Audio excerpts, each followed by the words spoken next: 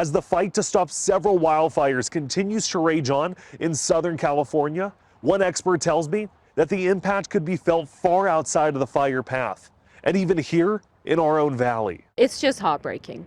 My heart really goes out to everyone who's lost anything in the fires. Las Vegas local Jessica grew up outside of the United States, but has lived through her share of severe wildfires. I come from Australia. We are a country that is very familiar with losing everything to wildfires, so I can absolutely sympathize and empathize. And as our neighbors in Southern California begin the process of recovery, insurance and federal aid will play a critical role.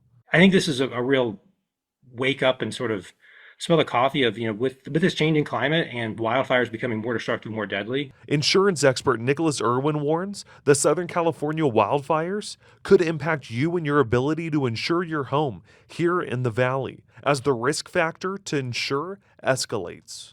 I mean, we could see a refiguring of wildfire risk across a lot of the western states. Irwin says insurance companies look at all the data, past fires, how fires spread, brush, landscaping, and other fire fuel sources. Then they evaluate the likely risk of your home catching fire. Irwin thinks that process could change with the recent devastation, leading to more expensive insurance plans. According to the Climate Central, a data site from scientists, last year 3.1 million people in Nevada were living in a high to very high risk area for wildfires. Homeowners I spoke to were worried about their insurance rates rising. I saved enough, but at the same time, I don't want to be hit with an increase. It's a concern for everybody around the area, I believe. The Nevada Division of Insurance tells me the Los Angeles wildfires will not directly affect Nevada homeowner insurance policies. But in a statement to Channel 13, they said in part,